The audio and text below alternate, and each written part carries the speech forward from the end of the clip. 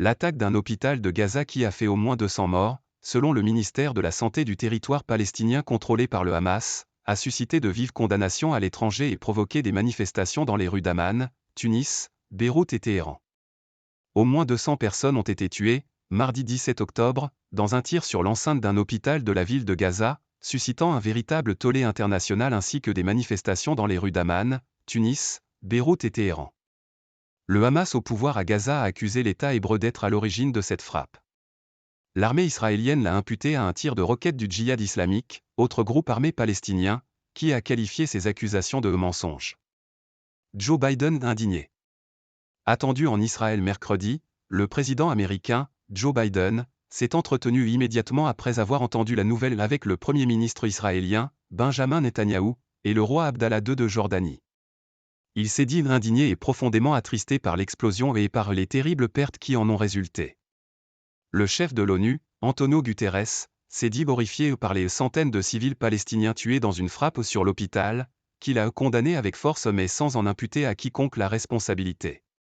Le chef de la diplomatie européenne, Josep Borrell, a déploré que, une nouvelle fois, des civils innocents paient le prix le plus élevé. La responsabilité de ce crime doit être clairement établie et ses auteurs devront rendre des comptes, a-t-il écrit sur le réseau social X. Le président Emmanuel Macron a condamné la frappe sur l'hôpital et a souligné que rien ne peut justifier de prendre des civils pour cible.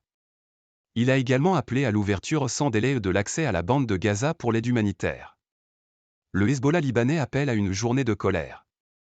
Le président iranien, Ebrahim Raisi, a décrété une journée de deuil public le mercredi et a prédit que l'attaque contre l'hôpital allait se retourner contre Israël et son allié américain.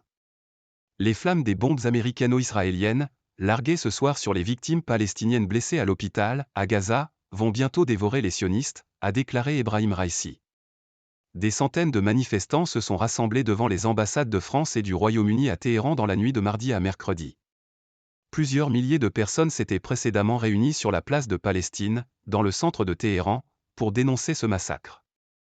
Le Hezbollah libanais, allié du Hamas, a appelé à observer une journée de colère mercredi pour condamner le tir contre l'hôpital, un massacre dont il accuse Israël.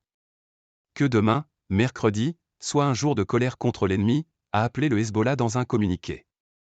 L'appel du Hezbollah a été lancé alors que des heurts éclataient entre les forces de sécurité libanaises et des manifestants, rassemblés devant l'ambassade des États-Unis à Ocar, dans la banlieue nord de la capitale Beyrouth, où ils ont scandé « mort à l'Amérique » et « mort à Israël ».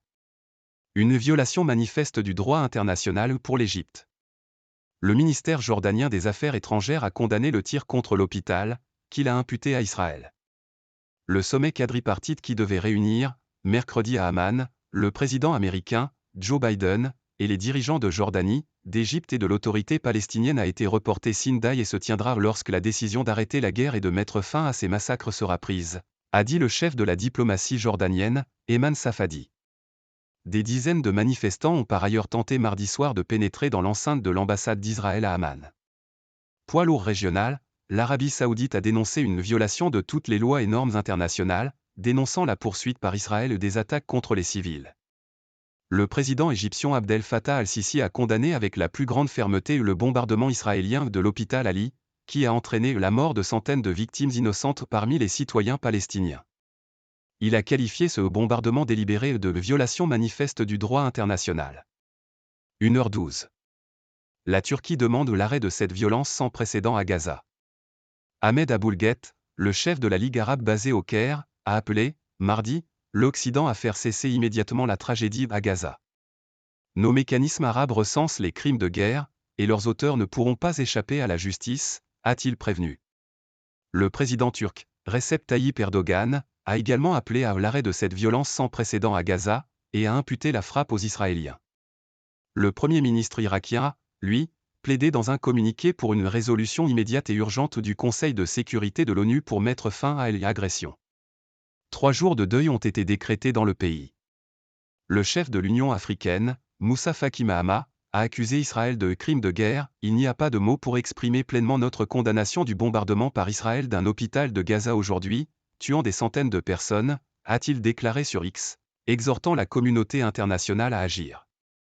L'ONG Médecins sans frontières, MSF, a condamné le tir sur l'hôpital. Nous sommes horrifiés par le récent bombardement de l'hôpital Ali Arabe dans la ville de Gaza, qui soignaient des patients et accueillaient des Gazaouis déplacés, a déploré l'ONG. Le Comité international de la Croix-Rouge, CICR, a également condamné le tir, rappelant que les hôpitaux devraient être des sanctuaires destinés à préserver la vie humaine, et non des scènes de mort et de destruction. Avec AFP.